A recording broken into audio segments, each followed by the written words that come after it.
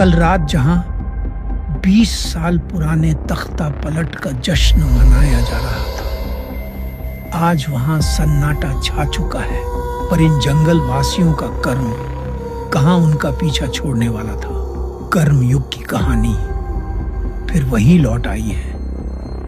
वही खून, वही आग। पर इस बार यह आग बचाने नहीं, जलाने के लिए शुरू होगी। बड़ी बड़ी नामी हस्तियां जग्गा से मिलने आ रही थी, पर शायद अब जग्गा को किसी और से मतलब था ही नहीं। जग्गा भाई, इतनी बड़ी बड़ी हस्तियां आई हैं, पर आप न किसी से मिल रहे हो न बात कर रहे हो। अब मैं सिर्फ एक ही शख्स से बात करूंगा। लेकिन जग्गा भाई, अगर जंगल वालों को पता चल गया तो? अब ना उसे फर्क पड़ता है ना मुझे। रुद्रा, 20 साल का बदला लेना था ना तुझे? जा, तुझे पूरी आजादी है। पंडित की टोली ने जग्गा के 3 सबसे खास लोगों को खत्म जरूर कर दिया था, पर वो एक बात भूल बैठे। जग्गा की टोली में अभी भी एक ऐसा जानवर जिंदा था जिसके नाम से आज भी मासूम जानवर कांप उठते थे। गिद्धा। न उसके आदमी मौत से डरते थे, न खून बहाने से वो शिकार नहीं करते थे, सीधा जिंदा नोच खाते थे। और इस बार गिद्धा की सेना सिर्फ बदला लेने नहीं, कयामत बन के निकलने वाली थी। पर रुद्रा को न इन गिद्धों की टोली से कोई फर्क पड़ता था, न पंडित के लोगों की बंदूक की गोलियों से, क्योंकि रुद्रा के पास अब खोने के लिए कुछ बचा ही नहीं था। और जिस शख्स के पास खोने को कुछ न बचे ना, उसे शायद ही कोई रोक सकता था।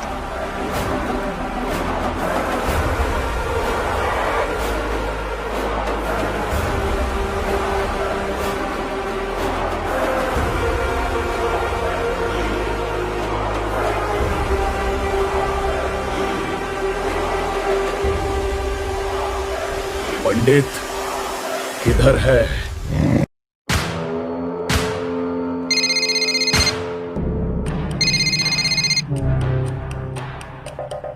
पंडित भैया, सुनने में आ रहा है आपके आदमी एक एक करके लुढ़क रहे हैं। सीधे मुद्दे पे आ लंगड़ू।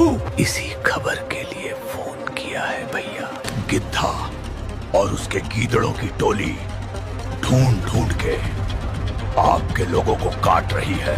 जंगल में आपके नाम से ज्यादा अब आपकी लाशें दिख रही हैं। जग्गा अकेला इतना बड़ा खेल नहीं खेल सकता। ये सिर्फ जग्गा की लड़ाई नहीं है।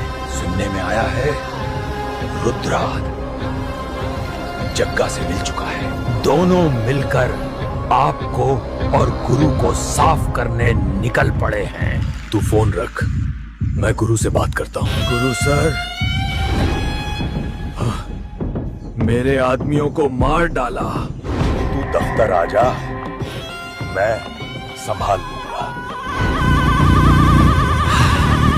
अब मजा आएगा। पंडित के चेहरे पे ये हंसी यूं ही नहीं है। जब जब गुरु हंसराज ने कहा है मैं संभाल लूंगा, तब तब जंगल में वो हुआ है जो कभी किसी। ये ऐसी फटी सी शक्ल लेकर क्यों आया है? मेरे आदमी एक एक करके खत्म हो रहे हैं और रुद्रा ने जग्गा से हाथ मिलाया है। तुझे याद है मैंने पुष्पा की मौत की बात दबाने क्यों बोली थी?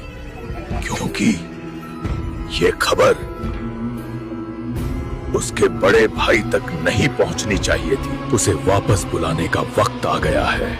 अगर उसे पता चल गया कि किसी जानवर ने उसके भाई को मारा है, तो इस बार जंगल में शिकार नहीं होगा, नरसंहार होगा।